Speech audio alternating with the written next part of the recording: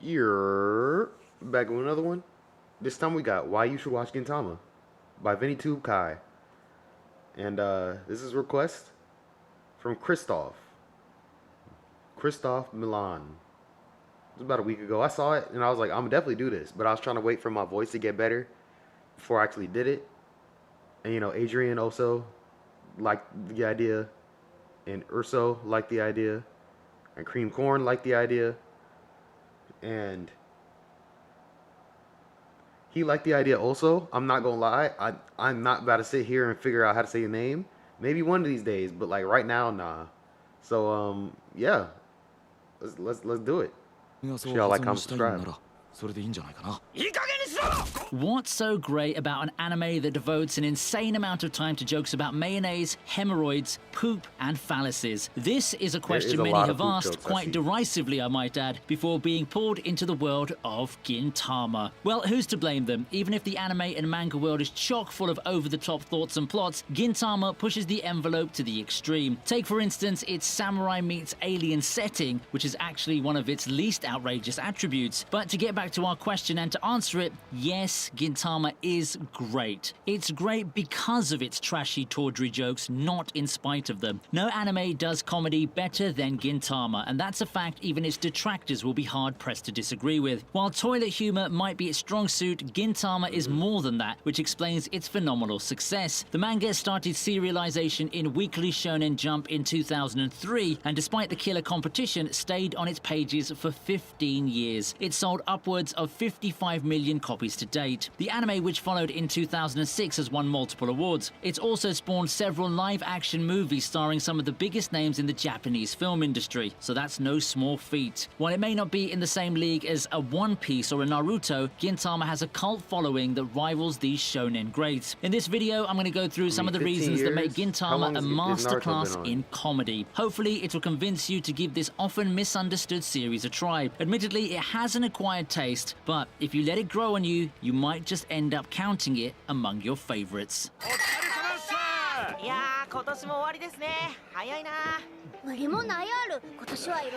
But first, what is Gintama all about? Well, the title literally means silver balls and is a play on the name of its protagonist, Sakata Gintoki. Gin translates to silver in Japanese, whilst Tama is slang for testicles. Gintoki has a shock of silver hair and can be quite ballsy when he's not being a lazy bum. He runs an odd jobs firm with his sidekicks Kagura and Shinpachi. The three live in Edo, a country of proud samurai who coexist with their invaders, aliens called the Amanto. Unlike most anime, Gintama is not plot or story driven, nor is it a sweeping saga despite its 360 plus episodes. Story arcs are comparatively short, lasting between about 3 and 5 episodes. The final Silver Soul arc was its longest at 26 episodes. Its first season comprises 50 standalone, seemingly random episodes with the focus largely on gags and parodies. A long line of recurring characters is the only string loosely tying these episodes together. This has led to one of the most frequently heard complaints about Gintama, that it's a slow starter. The criticism is valid, but there's method to this madness. Gintama has a huge cast of characters, all of them central to the series, and its first 50 episodes serve the primary purpose of introducing and fleshing out every single one of these characters. There's Gintoki's landlady, Otose, a tough old woman who operates a bar and has a running feud with her tenant over unpaid rent. There's the famous Shinsengumi triad, the anti-establishment joy rebel Katsura. There's the homeless, down-on-his-luck Hasegawa, the myopic stalker ninja Ayame, and the robot maid Tama. And that's just a short sampler. The characters that appear in Gintama, whether in recurring roles or cameos, are quirky, full of personality, and highly memorable. And they've endeared themselves to fans throughout the series' long run. Such an unconventional, long-winded first season serves yet another purpose: world building. The Gintama universe traverses 3 locations: Edo, outer space, and Kabukicho. The last is a district known for its entertainment establishments and home to Gintoki and most of the gang. The bulk of the action takes place there. Thanks to its first 50 episodes, Gintama manages to bring these places to life and make them an indelible part of its story. The Edo of Gintama's imagination is nothing like the Edo of other anime set in the samurai era. Here, history meets modernity. Most of its citizens wear kimonos and sandals and sport the trademark shaved head and top knot. They live in homes with shingled roofs and tatami mat flooring. Yet these symbols of tradition exist alongside such modern amenities as convenience stores, cigarette vending machines, and even a state-of-the-art spaceship terminal. Similarly, Gabukicho is vibrant with its host clubs, hostess bars, gambling halls, pachinko parlors, dojos, and family restaurants. It's home to not only regular folk, but also yakuza, delinquents, ninjas, drag queens, aliens, and cyborgs. Such an outrageous fusion of history, tradition, modernity, and technology could have created a disjointed universe. But on the contrary, the result is a weirdly magical world full of charm and character. And the animation does a fine job of making it pop with energy and life.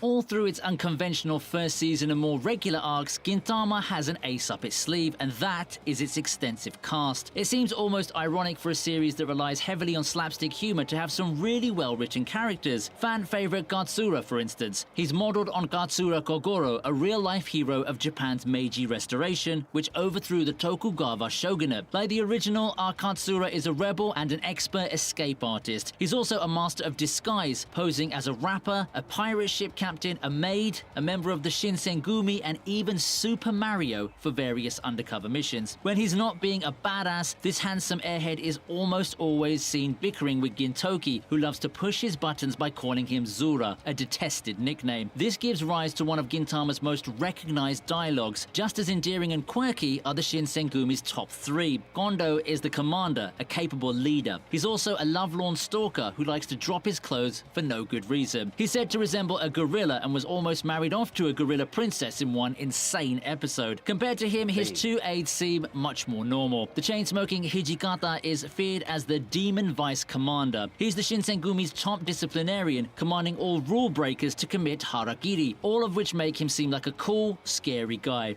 But then you discover his manic craze for mayonnaise and his silly alter ego. Similarly, Okita is the Shinsengumi's best showman, capable of taking on an entire train of enemies. He's also the world's biggest sadist, and yet these three oddballs also represent the spirit of brotherhood and honor that subtly underlines the series, especially in its more serious moments. This is explored to great effect in the Shinsengumi crisis arc, when the police force faces a threat from within its ranks. Gintama is full of lovable morons like them, the biggest of them being the Odd Jobs trio. There's Gintoki, the least hero-like hero you'll come across. He's a nag, picks his nose, and would rather lie around reading Jump all day than work. The only time you see him motivated is when he's eating his favorite parfait. He's been known to cross-dress quite a few times and lose his underwear in a gambling den at least once. He was once hailed as Shiroyasha, the White Demon. These days, any punk would whoop his ass. Yet he remains Edo's biggest champion in a crisis. And when cool Gintoki appears, dispatching impossibly strong enemies with just a wooden spoon, you can't help but cheer him on. Keeping him company is Kagura, a young girl from one of the strongest alien races. She not only works for Gintoki, but also lives with him and considers him a parental figure of sorts. Not that that stops her from giving her a good beating every now and then. As one of the Yato clan, she is superhumanly strong. She dislikes violence, but is quick to use it to solve her problems. She's a glutton, sharp-tongued, and unladylike. But she also has a girly side to her, considering herself to be quite a Lolita and getting mad as hell when those around her disagree. But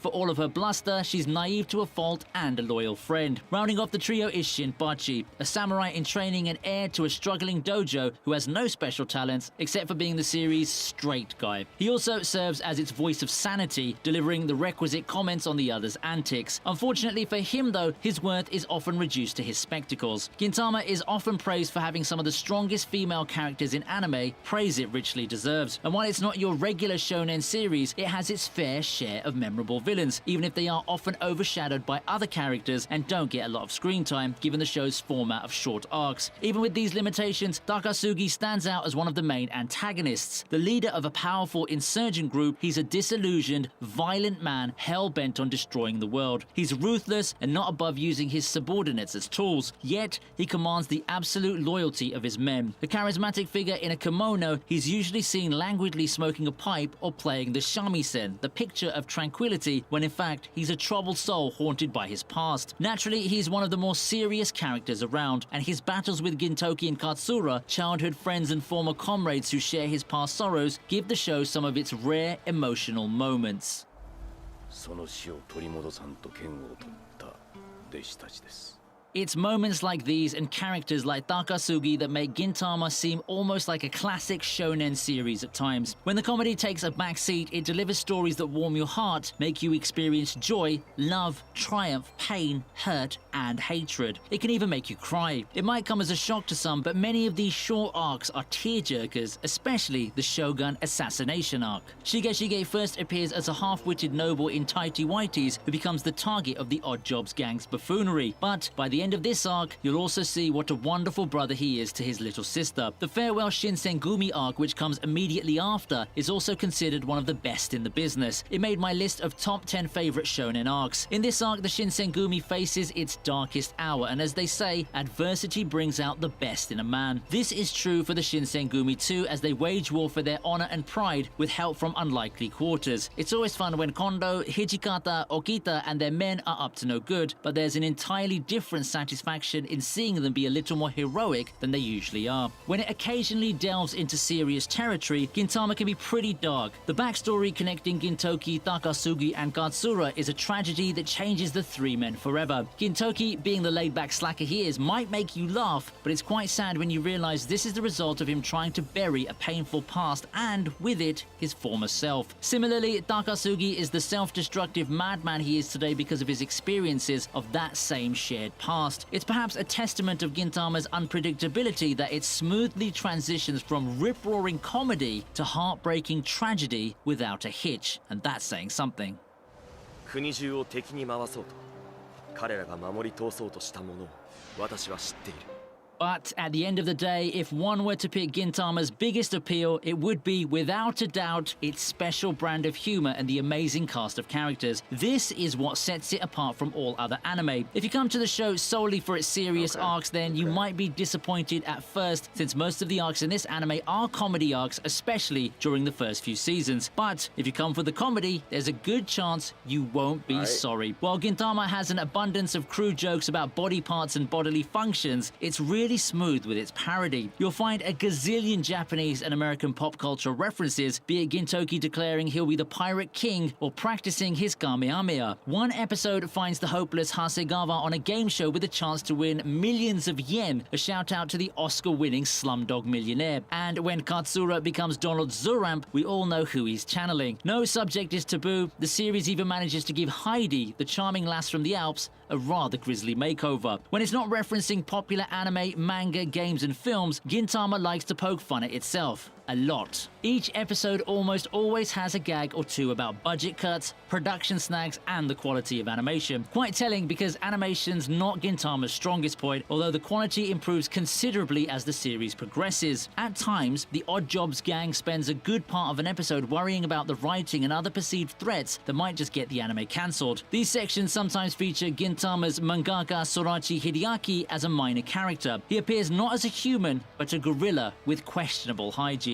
What's with the ape fascination, eh? In one such section, Sorachi grumbles that writing a manga and drawing backgrounds is a pain, and he'd rather just be a cheeseburger. In another, his character is killed off by Otoe for ranking higher than her on a popularity poll. To a section of fans, though, Gintama is at its best when it gets down and dirty with its gags. One of the funniest segments, and a personal favorite of mine actually, features Gintoki, Kondo, and two other characters in a toilet block trapped in an unending game of one-upmanship over toilet paper. Another reduces Oda Nobunaga, Toyotomi Hideyoshi, and Akichi Mitsuhide, three of the most celebrated figures from Japan's Warring States period, to sad old ghosts in white briefs. From this last example, you might have guessed that some small bit of knowledge of Japanese history, culture, and pop culture is required if one is to truly enjoy the Gintama brand of humor. This is often cited by some viewers as a stumbling block, the reason why they couldn't really enjoy the series. But if you get these little nods and jabs to real-life events and characters, characters, Gintama can be comedy gold. They do say comedy is hard, but Gintama has a knack and flair for it like no other anime. Its jokes rarely miss the mark. Its slapstick is a whole different level of slapstick, and unless you have a very low tolerance for crudity, even its vulgarity and obsession with stained underwear and crown jewels can be quite endearing. If you're frowning at me, just watch the toilet paper episode and I dare you not to smile. So there you have it, Gintama, the funniest, most outrageous... Alright, that's pretty cool. Like, I've seen why people would watch it. Bring the toilet paper episode is that good. I might have to just watch that for the one time. But, I see why everyone watches it. I just hope I don't get backlash for not wanting to watch it, because it's not a dub. You know? I mean, it's not a good dub. They should honestly redub it. That would probably make a lot of sense and a lot of people happy. Very happy. But I don't know. I'm not finna sit there for 6,000 episodes and read the subtitles. I get distracted way too easy. If y'all watch my videos, y'all know I get distracted way too easy to watch sub. I've been looking at the you know, the imagery, whatever's going on, and I'll be like, what the hell is going on? And then I'm gonna look down and be like, oh yeah, there's subtitles there, and I have to go back and reread all that stuff. So it's not for me. I'm gonna just stick to these lists you guys suggesting, the funny moments. I'm gonna stick to that until they finally, you know, redub it, because they did it for One Piece. They can redub Gintama, you know. So make sure y'all like, comment, subscribe. I'm out. Peace.